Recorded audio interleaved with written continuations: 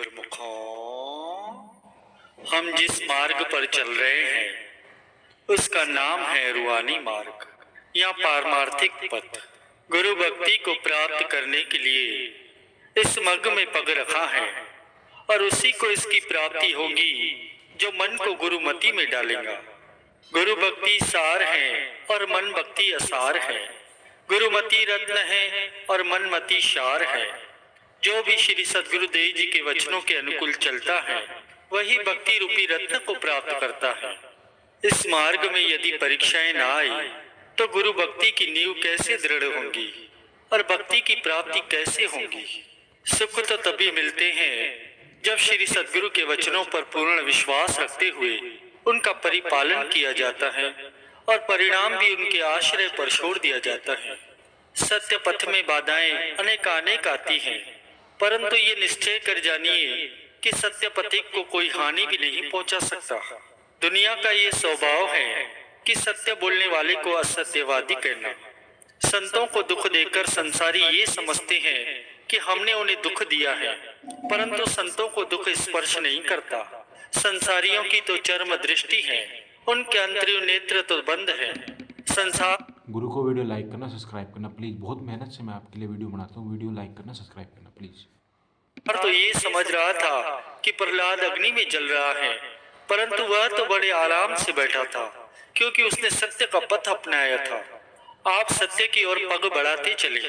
आगे जितनी भी बाधाएं या उलझने आएंगी वे सब धुएं के पहाड़ की भांति काफुर हो जाएंगी। रूहानी मार्ग में सेवक को सदैव शिक्षा ग्रहण करते रहना चाहिए। शिक्षा ग्रहण करते रहने से ही मार्ग पूर्ण होता है। गरीबी जैसा गुण नहीं, प्रेम जैसा पारस नहीं, ये रत्न है जिसके पास भगवान रहते हैं उसके पास। सच्चे सेवक के हृदय में सद्गुरुदेव जी का सिंहासन होता है। उसे उनके समान और कोई भी प्रिय नहीं लगता। सच्चे सेवक के रक्षक स्वयं संत सद्गुरु होते हैं। उसे कोई भी कष्ट या चिंता नहीं व्याप सकती।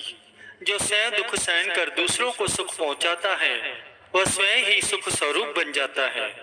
संतों के वचन है कि आप प्रभु की महिमा को इच्छित होकर गाइए, वे आपकी हर बिगड़ी बात को संवारेंगे। हे सेवक, संसारी लोग झूठे सुखों के लिए कितने कष्ट सहन करते हैं, इसलिए तुम सत्य के लिए कष्ट सहन करने में भयभीत न हो। इन कष्टों के अंदर ही महान सुख निहित है। तू कोई भी चिंता मत कर, बल्कि मालिक का चिंतन कर, जिससे तू स्वयं ही दुखों से छुटकारा पालेगा। तू मेरी तेरी को मिटा दे और अपने हृदय को पवित्र बना। हम उसमें अपना आसन लगाएंगे जिससे जुदाई दूर हो जाए और मैं तू विनष्ट हो जाए एवं एक रूप बन जाए। सद्गुरुदेव जी का ध्यान करने से ही आपके मस्तक में जगमग ज्योति प्रकाशित होंगी और अज्ञान के तिमिर को विनष्ट करेंगी।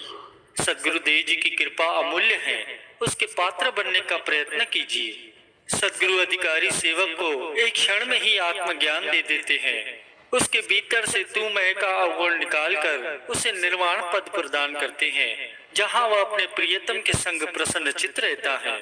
अगर आप में नम्रता होगी तो सद्गुरु की कृपा की वृष्टि आपको सदैव कीर्त करती रहेगी। सद्गुरु का ओट आसरा होगा तो अन्य बंधनों से मुक्त हो जाओगे। सद्गुरु को अंग संग जानने में ही आपका कल्याण है। यदि आपका हृदय मालिक से मिलने के लिए आतुर है तो मालिक को आपसे मिलने में देरी नहीं लगेगी। जैसे एक बालक को रोते हुए देखकर माँ उसके पास आए बिना नहीं रह सकती, वैसे ही अपने भक्तों की प्रार्थना को सुनकर भगवान आने में एक क्षण भी विलंब नहीं करते। मालिक से लाखों करोड़ों न मांगकर केवल उनकी कृपा मांगनी चाहिए, जिससे जीव माला माल हो जाता है और कीर्त हो जाता है। आत्मिक मार्ग में चलते समय यदि कोई कष्ट आए तो उन्हें शांति पूर्वक सहन कर लेना चाहिए। जिसमें भक्ति के पुरातन संस्कार है, मालिक उन्हें भलीभांति जानते हैं। उनमें यदि कुछ विपरीत मायावी विचार भी होते हैं तो सद्गुरु अपनी कृपा से उन्हें भक्ति में बदल देते हैं। जो सेवक मालिक के ध्यान में लीन रहता है उस सेवक का कष्ट मालिक सहन नहीं कर सकते, वे उसका कष्ट सहन ले लेते हैं। गुरुमुक्ता का पथ तनिक कठिन होता है। यह मूल्यवान वस्तु अलभ्य है। शूरवीर इसे सिर की बलि देकर प्राप्त करते हैं, परंतु कायर इससे वंचित रह जाते हैं।